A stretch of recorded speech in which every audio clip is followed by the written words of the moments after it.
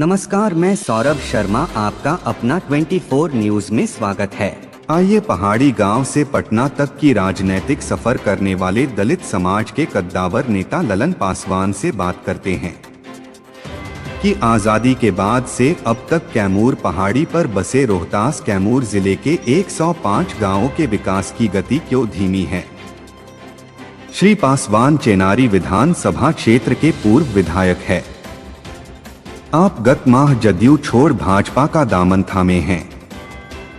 लोग कहते हैं कि दलित समुदाय के होते हुए भी ललन पासवान का ब्राह्मण और क्षत्रिय समाज में पकड़ मजबूत है। पूर्व मुख्यमंत्री जीतन राम मांझी के साथ मुख्यमंत्री नीतीश कुमार द्वारा अभद्र व्यवहार पर भी इनका विचार जानते हैं। पानी बिजली सड़क तीनों सवाल है। 1 अक्टूबर पूरा धौरा को माननीय सुशील मोदी जी ने इन्हों से दिया तो मैं नबार्ड से कराया जी। नक्सल में मैं भारत सरकार को भेजा था लेकिन हुआ नहीं, तो मैं नबार्ड से डलवाया हूँ। अभी सड़क बन रही है लेकिन घटिया सड़क बन रही है। मैंने लिखा है उसकी जांच के लिए फ्लाइंग स्क्वाड आएगा। आज़ादी के 70 सालों में पहला मुख्यमंत्री नीतीश कुमार थे जो मैं ले गया था 6 अप्रैल 2018 को, और गए कह के गए कि यहाँ बिजली और पानी अस्थायी तौर से देंगे। सोलर का मैंने उनके जाने से पहले ही सोलर की व्यवस्था की शुरुआत मैंने करा दिया था 130 करोड़ का। सोलर 5 साल का एग्रीमेंट था, सोलर खत्म हो गया।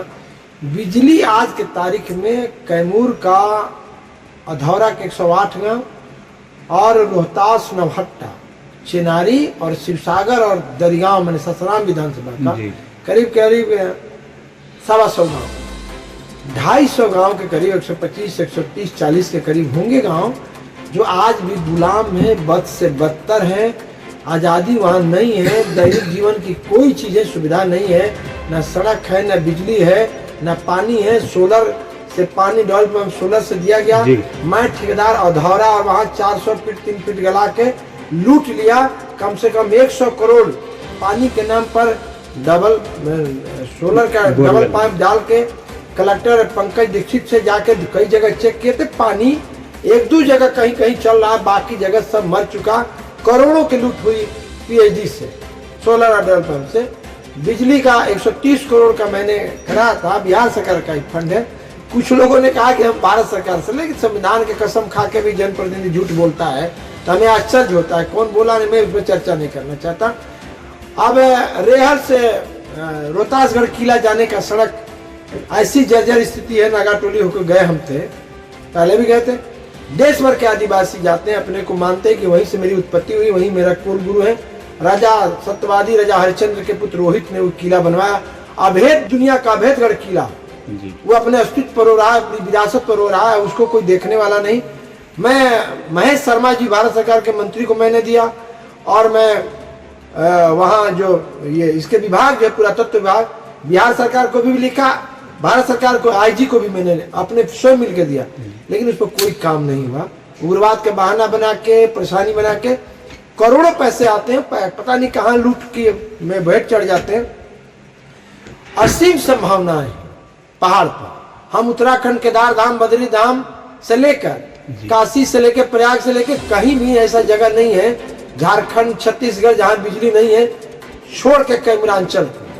तो बिजली मिले, कौन ऐसा नियम है?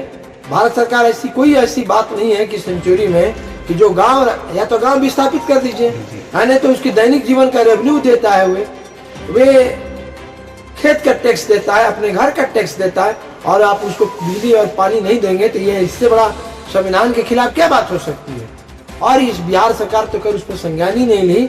लगातार पानी तसला लेके गए, चिल्लाते रहे, कहते रहे, मुख्यमंत्री घोषणा करके गए, और वो भी फर्जी हुआ। मुख्यमंत्री का घोषणा तो फंसी हुआ।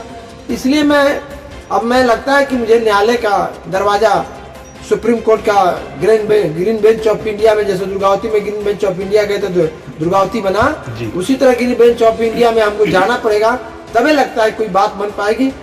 ऐसे में वंदना प्रियदर्शी से मैं परसों ही मिला, तो मैंने उनसे निवेदन किया कि भाई वेदर रोड तो बनवाइए और कोई संशोधन निकालिए। अब सुप्रीम कोर्ट का जो निर्देश आया उस निर्देश के अनुसार से बिजली ले जाने का आप एनओसी दीजिए बिहार सरकार को, और बिजली ले जाए।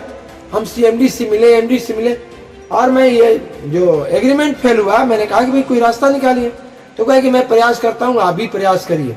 तो परिस्थितियां ऐसी है कि 200-250 गांव गुलाम हैं, 70% आदिवासी है, 30% में कुछ ग्वाला भी हैं, जादव भी हैं, जो तेजस्वी और लालू यादव के बेटे से बेटियों से कब खूबसूरत यादव नहीं रहते। 15 साल लालू प्रसाद यादव, 18 साल उनके छोटे भाई नीतीश कुमार जी, जिसमें मैं भी था और ले भी गया था इसी संदर्भ में, और उनको भी कहा था कि दोनों भाई चल के वहां का कम से कम कल्याण कर दे। 33 वर्षों में दोनों भाइयों ने कल्याण नहीं किया, मतलब डुबो दिया पूरे कमलांचल को। मैंने अब तो ढिबरी का तेल भी नहीं मिलता, किरासन का, कोइया का तेल से जलाता, लकड़ी से अपने बच्चों को भी नहीं पढ़ा पाता। उसके किस्मत पर कालिक पोत दिया है ये 33 वर्षों की बिहार सरकार। अच्छा सर, ये जो मुख्यमंत्री जीतन राम मांझी को जो की है, इस पे आपको क्या कहना है? नीतीश कुमार जी और लालू प्रसाद जी कभी दलितों के पक्ष में नहीं रहे। आप संज्ञान लेंगे पिछले दिनों तो 2019-95 में प्रमोशन में आरक्षण सर्वोच्च न्यायालय के फैसले के खिलाफ हुआ था, पंजाब सरकार बनाम भारत सरकार। उसमें देश में कहीं प्रमोशन में आरक्षण खत्म नहीं हुआ। बिहार में पहले लालू यादव ने नोटिफिकेशन करके बिहार के दलितों को गला काट दिया, गला घोट दिया, और रातों रातों जो चीफ इंजीनियर से स्कूटी इंजीनियर बना दिया, स्कूटी इंजीनियर से असिस्टेंट इंजीनियर बना दिया, सभी लोगों को गला घोट दिया। पहला घटना। दूसरी बात, 7 सालों से सर्वोच्च न्यायालय ने डायरेक्शन दिया है कि बिहार सरकार हो चाहे भारत सरकार का कोई राज्य हो, अपने मूल्यांकन करके प्रमोशन और पदोन्नति में आरक्षण देना चाहिए। 7 साल के बाद मैं 2016 में मैं कहा था कि सर्वोच्च न्यायालय के फैसले का इंतजार कर रहा हूं। फैसला तो नहीं आया, लेकिन उन्होंने प्रमोशन में आरक्षण दे दिया, सामान्य ओबीसी एबीसी सबको दे दिया, 17% दलितों को छोड़, और उन्हें डिजर्व कर दिया, फ्रीज करके रख दिया। और सिद्धार्थ से जो अनुसूचित जाति कहीं साउथ के रहने वाले हैं, उनसे बयान दिवाया कि हमने 17% फ्रीज कर दिया, सर्वोच्च न्यायालय के फैसले आएंगे तो मैं फिर दे दूंगा। तो जो एक बार डिप्टी डायरेक्टर चीफ इंजीनियर हो जाएगा तो उसका पद खाली करके वो वेतन लेगा, और हमारे लोगों को जब अवसर आएगा, और मैं आपको ये दिए हुए ये लगातार ये बोलते रहे, भाजपा से आरक्षण का खतरा है, संविधान का खतरा है। और 1995 जब खत्म हुआ तो मैंने उस समय जजमेंट के खिलाफ कई जजों के और कई नेताओं के हम लोगों ने, छात्रों ने पुतला दहन किया था। 95 से लगातार लड़ते रहे 2001 तक। उसमें नीतीश कुमार जी रेल मंत्री हुआ करते थे, और उसके बाद अटल जी को मैं धन्यवाद दूं, चाहे आजीवन दलित ऋणी रहेगा अटल बिहारी वाजपेयी को, जो भारतीय जनता पार्टी के सबसे बड़े नेता और प्रधानमंत्री थे। उन्होंने कैबिनेट में भारत सरकार में लोकसभा में बिल लाकर सुप्रीम कोर्ट के फैसले को डिसमिस किया, और दलितों को प्रमोशन में आरक्षण दिया। हमारे पास उसका सर्टिफिकेट है। और ये अभी पूरे विपक्ष इंडिया जो है अभी बना हुआ महागठबंधन का, आरक्षण खतरे में है, बाबा साहब अम्बेडकर खतरे में है, संविधान खतरे में है। ये सब फर्जी है। ये सबसे दलित विरोधी ज्यादा दुनिया में कोई हो नहीं सकता। नीतीश कुमार ने एक कलम में दलितों को बांट दिया, 21 जातियों को धूर धूर कर दिया, टुकड़े टुकड़ों में बांट दिया, और बांट दिया, दलित महादलित बना दिया, पासवानों को अलग कर दिया, पासी धोबी मुसहर 21 जातियों में सबको अलग कर दिया। अभी तथाकथित जो प्रमोशन में जो अभी आरक्षण कर रहे हैं कि हम 20%, आजादी के 70 साल हो गया जो हमको आरक्षण मिला है, वो आरक्षण बिहार में पूरा लागू है क्या? हमारा बैकलॉग पूरा हुआ? सिपाही में हमारी क्या स्थिति है? हाई एजुकेशन में हम 70 को मात्र शिक्षक है, 75 को प्रोफेसर है। हाई एजुकेशन में 9 यूनिवर्सिटी है बिहार में, 13,000 पद है।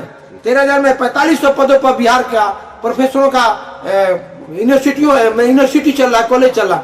हम कहीं डीन हैं, हम कहीं रजिस्ट्रार हैं, हम कहीं वीसी हैं, हम कहीं प्रोफेसर हैं, कहीं हम व्याख्याता हैं, असिस्टेंट व्याख्याता है, कहीं नहीं है। 75 को 45 माने 13,000 में 4500 में सिर्फ बिहार सरकार बिहार के यूनिवर्सिटियों में अभी प्रोफेसर की बहाली कर रही। ब्रेकअप है, इतने दिनों में बहाली नहीं हुई।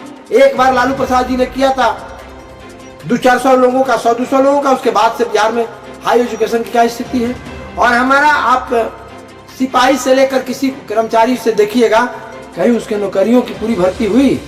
ये जरा शिक्षकों का, शिक्षक की बहाली में मैं उस समय कहा था तो ये पंचायतों को दे दिए।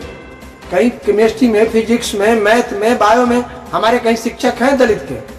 ये बेईमान लोगों की सरकार है, पूरी तरह बेईमान और भ्रष्ट लोगों के ये दलितों पर जुर्म करने वाली सरकार है। ये गलत बोलता है लोग, दोनों भाइयों का स्थिति है, ये दोनों दलित विरोधी है, दलितों को देखना है। और तथाकथित कुछ वहाँ है मैनेजर और ठेकेदार जो अभी बोल रहे हैं, इनकी औकात नहीं है कि अपने यहाँ से विधानसभा जीतेंगे, इनकी औकात नहीं है ये परिषद बन सकते हैं, ये हम इनकी ताकत जानते हैं। और बिहार के दलितों को कभी आवाज नहीं बन पाए। दलितों को घर में पैदा होना, दलितों का सेवा लेना, दलितों का आरक्षण लेना और दलितों का आवाज बनना, दोनों दो बातें हैं। ये एसी में बैठे हुए लोग चांदी के चम्मच वाले लोग हैं जो बैठ के कह रहे हैं कि हम जाएंगे बिहार में और कहेंगे नीतीश कुमार 20-25। अरे बाबा साहब अम्बेडकर ने संविधान में बहुत आरक्षण दिया है, तो देश में और बिहार में अन्य राज्यों में पर आरक्षण मिल गया क्या? नियत ठीक नहीं है ना नीति ठीक है। कहाँ प्रमोशन में, कहाँ आरक्षण है? हमने कहा कि हाई एजुकेशन में हम 75 से 80 प्रोफेसर से ज्यादा होगा तो जो कहे हम उसका गुलामी लिखेंगे। बिहार के किसी कॉलेज या यूनिवर्सिटियों में प्रोफेसर है अनुसूचित जाति की चमार धोबी पासी मुसलमान मेस्तर कहीं है, अति पिछड़ा कहीं प्रोफेसर है, नाव कहार धानु कलवार कहीं है, नहीं है। अरे पिछड़ा का भी नहीं होगा, 2-4-10 को कहीं जादू मिल जाएगा लालू यादव के समय के बाद में, कहीं प्रोफेसर है। ये बात बेईमानी है, ये सब एंटी दलित है, ये सब दलितों को ये जानते हैं कि जिस दलित बिहार का मुख्यमंत्री हो जाएगा, जीतन राम मांझी जैसा कोई, ललन पासवान चाहे कोई और दलित का बेटा हो जाएगा तो कभी इन लोगों के घर में चिराग नहीं जलेगा। ये मामला इसका है, इसलिए ये दोनों जब समय के अनुसार से मिल जाते हैं कि कभी नाव का, कहार का, लोहार का, कर्पूरी ठाकुर का आने वाला पीढ़ियां, अम्बेडकर के आने वाला पीढ़ियां बिहार का मुख्यमंत्री बन जाएगा तो हम लोगों को मौका नहीं मिलेगा, इसलिए दोनों मिल जाते हैं। आपको नहीं जानकारी, हम इनकी नीयत को जानते हैं, इसलिए ये कतई दलितों की। अब जो आदमी अपने 80 वर्ष के उम्र के आदमी को जिस डेरेल हो गए हैं मुख्यमंत्री, डेरेल ट्रेन जो है बिना इंजन की, बिना ब्रेक की हो जाती है और कहीं एक्सीडेंट कर सकती है, वही स्थिति है मुख्यमंत्री का। और जो लोग अभी बोल रहे हैं वही दवा खिला रहे हैं, उनके जो 2-4 लोग हैं वही दवा खिला रहे हैं और दवा खिला के साजिश है नीतीश कुमार को मारने का साजिश है। अच्छा सर, नीतीश जी जो महिलाओं पे, इस पे आपको क्या कहना है? विधानसभा में वही टिप्पणी नहीं किए जब जीतन राम मांझी एक चीफ मिनिस्टर को सामने पूरे संसदीय प्रणाली में इतिहास का काला अध्याय होगा। हिंदुस्तान नहीं, दुनिया में कोई इस तरह का घटना नहीं होगा जहां कोई एक सीएम, एक मुख्यमंत्री, एक के सीनियर, अब कोई अपने बाप को, कोई अपने बड़े भाई को, क्योंकि भारत के संस्कार और परंपरा है, यहाँ की संस्कृति एक सम्मानजनक दृष्टिकोण से अपने बड़ों को देखती है, उम्र से बड़ों को, चाचा को, बाबा को, नाना को, सबको। और एक सीएम को, एक सीएम तू करा ये राज्यपाल बनना चाहता है, ते कह के इतना अपमानित, हमको लगता है कि मैंने जिम्मेदारी प्रथा में भी इस तरह की घटना नहीं होगी जो आजादी के पहले घटना घटती थी। बाबा साहब अम्बेडकर जी ने वसूलों को लेकर लड़ रहे थे कि छुआछूत की परंपराओं के खिलाफ, वैसी घटना कभी संसदीय प्रणाली में नहीं हुई जो बिहार का सदन शर्मसार हो गया। दुनिया के लोग भारत में हंस रहे हैं कि कौन बिहार का मुख्यमंत्री है, इस तरह से किसी एक महादलित, एक मुसहर के बेटे को अपमानित कर रहा, बेइज्जत कर रहा। इससे बड़ा दुर्भाग्य और काला दिन बिहार के लिए और नहीं हो सकता। महिलाओं पर भी तो टिप्पणी की है। अब आप बताइए, तो पूरा दुनिया देखा, दुनिया में जगह मिला कि कौन मुख्यमंत्री है, अमेरिका से, जापान से, तिब्बत से, कहां से, जो बिहार के रहने वाला ऑस्ट्रेलिया से, कहां से फोन करके कहता नहीं है क्या हो गया है मुख्यमंत्री को, कहिए छोड़ देने के लिए। ये अब समय आ गया, आराम करना चाहिए, 3-4 महीना जाके कहीं संन्यास ले लें, चले जाएं, नहीं जाएंगे और इससे भलगर होने वाला है, आपको मैं बता देता हूँ। भाजपा जदवंशी महासभा कार्यक्रम करवा रही है, इस पर आप क्या कहना चाहेंगे? कितने जदवंशी समाज जो है भारतीय जनता पार्टी के साथ मत में परिवर्तित होंगे? देखिए, ये देश हमेशा परिस्थितियों का दास रहा है, यहाँ भावनाएं चलती हैं और जो जा रहा है तो वोट में तब्दील होगा कि क्या होगा, लेकिन जा रहा है तो उसकी इच्छा है तब जा रहा है, जबरन नहीं जा रहा है उससे दस्ता ग्रहण करने। और किसी में आस्था व्यक्त करने जा रहा है तो 1-2% इधर उधर, लेकिन हमको तो पूरी तरह भरोसा है कि जो जा रहा है वो आस्था से जा रहा है। और नरेंद्र मोदी का जो निर्माण का रास्ता है, दुनिया में भारत को सम्मानित करने का रास्ता है, विकास को नई राह देने का रास्ता है, और उस आदमी का चरित्र और उसके गुणों का प्रभाव पूरे दुनिया में पड़ा है। आज पूरा दुनिया के लोग लोहा मान रहा है, तो भारत के जादव क्यों नहीं लोहा मानेगा? अब तो रामलला के बाद है, अयोध्या के बाद अब मथुरा ही बाकी है, तो अब तब वही आखिरी झांकी है जो होने वाला है। इसलिए वो तो समय, ऐसे भी हिंदुस्तान का जादव हरे कृष्णा है, राधे राधे है, तो राधे राधे हरे कृष्णा जो मानने वाला होगा मथुरा की तरफ देखेगा, और तो मथुरा की तरफ जो देखेगा नरेंद्र मोदी को, भाई नरेंद्र मोदी जी को जरूर देखेगा। आशा नहीं, पूर्ण विश्वास है कि आज नहीं कल, क्योंकि सनातन धर्म के हरे कृष्णा के मानने वाले लोग हैं। और जो भगवान कृष्ण थे दुनिया को जो उपदेश दिए हैं, न कि भारत मानता, पूरा दुनिया भगवान कृष्ण को पूज रहा है। ऑस्ट्रेलिया, अमेरिका, जापान, भारत के कोई, दुनिया का कोई हिस्सा नहीं जहाँ इस्कॉन का मंदिर नहीं है। और इस्कॉन के मंदिर में जो सौभाग्य है कि बिहार के मैक्सिमम चेयरमैन है, बॉम्बे के, हमारे यहाँ टिकारी के, आपको बना मैंने पटना के, हमारे यहाँ टिकारी के, मेरे कंस्टिट्यूंसी के मेरे वोटर, बनारस के मेरे टिकारी के, गया का मेरे यहाँ टिकारी के। सौभाग्य से चेनारी के लोगों का अमेरिका तक कब्जा है। इसलिए मैं और शुक्रगुजार हूँ कि राधे राधे हरे कृष्णा पूरा दुनिया करे, भारत करे, और नरेंद्र मोदी के साथ सब लोग शामिल हो और नरेंद्र मोदी के नेतृत्व को स्वीकार करें। अच्छा, ये डेहरी के विधायक जो बोल रहे हैं दुर्गा माई का काल्पनिक बता रहे हैं, कुछ बोल रहे हैं लोग इस पे। अब ऐसे लोगों पर हम कोई टिप्पणी, ईश्वर पर मैंने सूर्य पर थूकना, सूर्य पर थूकना और किसी धर्म पर, मजहब पर टिप्पणी करना, दोनों एक तरह के हैं। तो ऐसे लोगों पर मैं कोई टिप्पणी नहीं करना चाहता हूँ। सूर्य पर कोई थूकेगा तो अपने शरीर पर थूकेगा, इसलिए मैं कोई मूल्यांकन ऐसे लोगों पर नहीं करना चाहता हूँ। और अंतिम शब्दों में मतलब आप गत दिन कैमूर पहाड़ी के गांवों में जाकर भ्रमण करके आए हैं, वहाँ की वस्तु स्थिति से अवगत हुए हैं।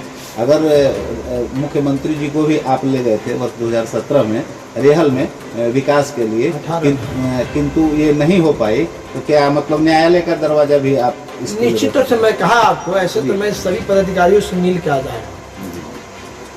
वंदना प्रियदर्शी से मैं मिला हूँ, CMD संजीवन हंस जी से मिला हूँ, MD महेंद्र जी से भी मैं वहीं से मैं कागज निकाल के एग्रीमेंट के मैं आपको दे रहा हूँ, पत्रकार में।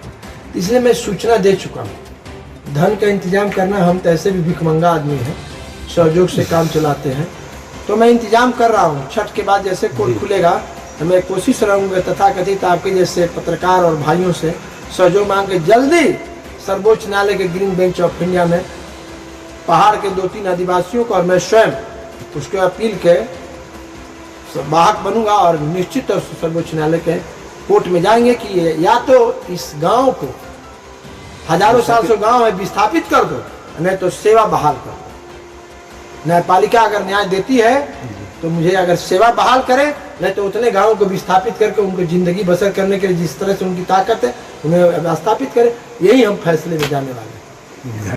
अपना 24 न्यूज़ चैनल आपका अपना चैनल है। इसे देखने के लिए, जुड़ने के लिए सब्सक्राइब करें, लाइक करें, शेयर करें और घंटा बजाना ना भूलें ताकि हर खबर आपको मिलता रहे। Report by Gautam Sharma.